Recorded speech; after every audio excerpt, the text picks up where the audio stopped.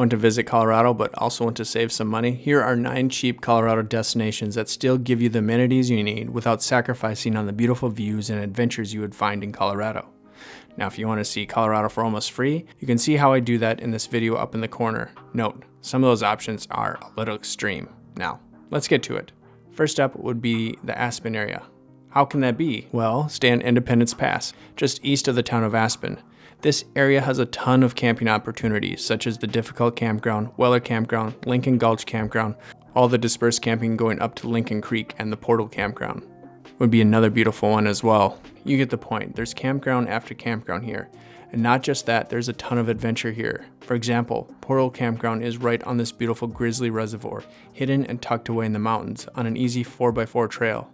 Now, from Grizzly Reservoir, you could hang out and float around on the reservoir, or you can go hiking above it to places like Anderson, Petroleum, or Grizzly Lake.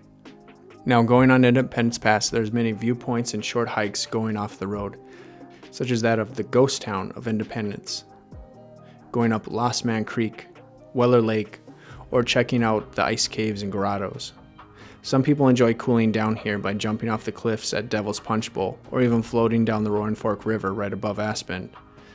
And of course, you can head right into Aspen, check out the beautiful town, and instead of eating out at the expensive restaurants, you can get yourself some food for a picnic at the city market in town, and hang out at one of their beautiful parks, such as John Denver Sanctuary or Huron Park. And with a reservation and bus ticket, you can head up to the Maroon Bells. Next, we have Breckenridge area. By that, I mean Summit County. Save yourself some money by staying in a hotel near Dillon or Silverthorne, right on Lake Dillon. Or stay at one of the campgrounds that sit right on the lake, such as Prospector or Heaton Bay. You'll also find some campgrounds north of town as well.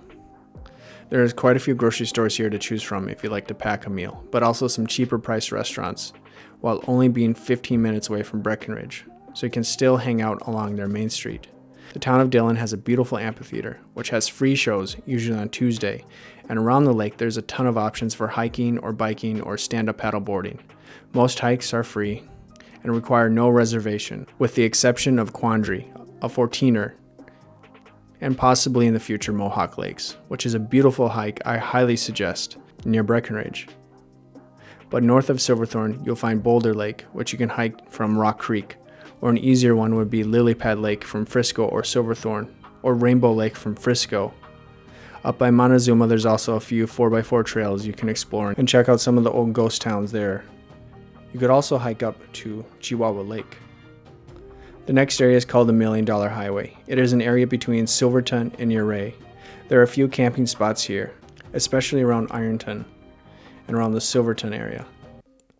Even a couple above Ouray. This highway is packed with views such as Bear Creek Falls that goes right underneath the highway itself. Or there's a ton of hiking opportunities such as Ice Lake Basin near Silverton. The Via Ferrata in Ouray is also free, but you will need a harness. You could also rent a harness from a store in Ouray for usually around $40.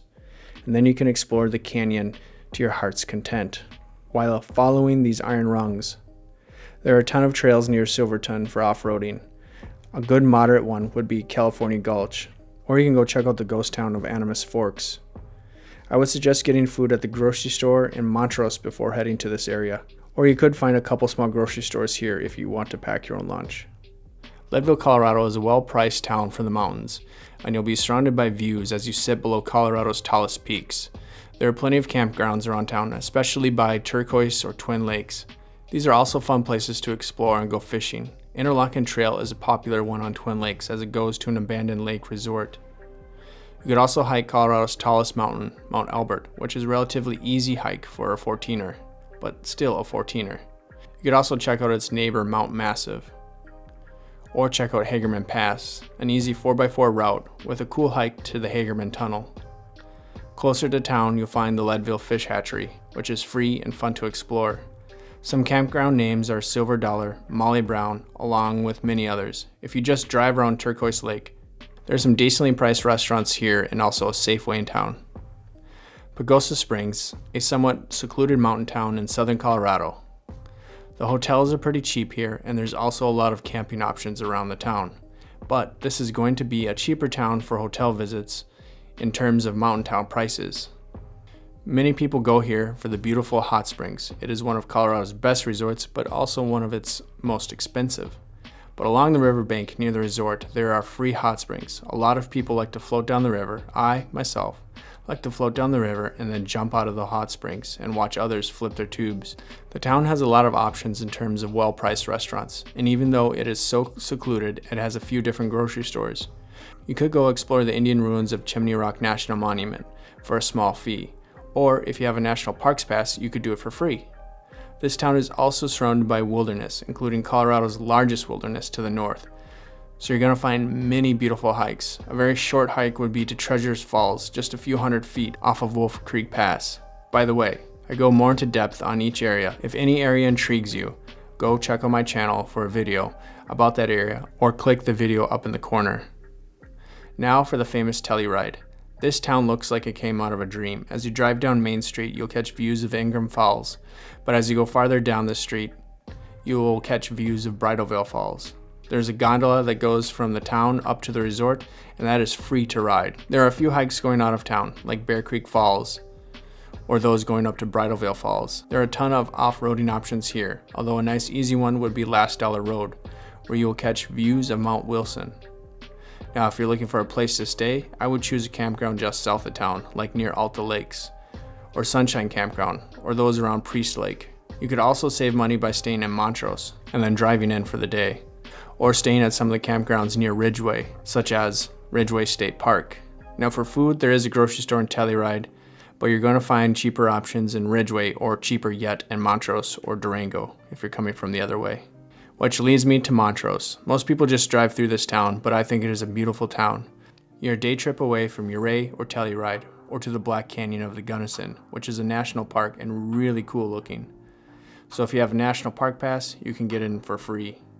To the west of Montrose, you're going to find some beautiful canyon lands as well, such as those on the Gunnison River or its tributaries, like Big Dominguez Creek and Canyon. In town, there is a very good selection of restaurants that are well priced, including some national chains. You also find some grocery stores. And if you're into fall colors, I highly suggest taking a day trip to Owl Creek Pass, just below Courthouse Mountain, where you can visit Deb's Meadow, shrouded in aspens, and where they filmed the last shootout of the original True Grit movie with John Wayne. In fact, a lot of True Grit is filmed around here. Gunnison is another great town that's pretty well priced for the mountains. I found some pretty cheap hotels here, and you have access to the Gunnison River and the fishing that comes with it. But you're also an easy day trip away from Crested Butte, which is full of adventure and color. This is the wildflower capital of the world, so you're gonna get views in every direction. The fall colors here are also amazing. The beautiful town hosts some wild and quirky festivals, and you're going to find some nice hikes, like Lost Lake or Judd Falls, or Snodgrass if you want to get some wildflower views in.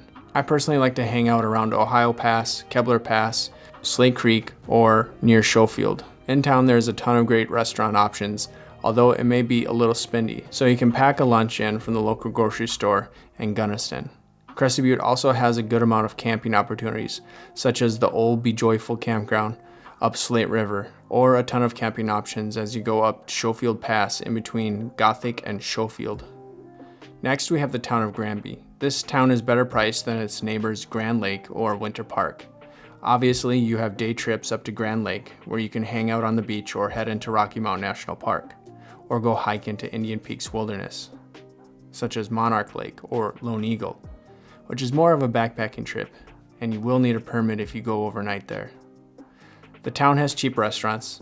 I recommend Deb's for their amazing burgers. You can also find well-priced grocery stores and well-priced hotels. You can also find a couple campgrounds around Lake Granby, such as Arapahoe Bay. If you really want to get away and seclude yourself, you could go camping near the town of Parshall, especially up at Williams Fork or Sugarloaf. Out this way, you're going to find nothing but a few hikes. Also, just west of Granby is Hot Sulphur Springs, where there is a relatively well-priced hot springs resort there. Also, a ton of recreation to do on the Colorado River, especially if you enjoy rafting or fishing. That brings me to the only affiliates I trust.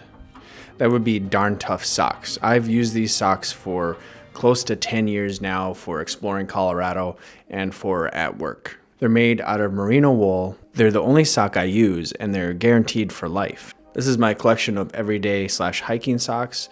And here's my socks from work. And the socks that look more worn in are ones that I've used every other workday for 4 years straight. And they're still going strong. I can't recommend these socks enough. I'll put a link for them down below. I would never suggest anything to you that I myself would not use.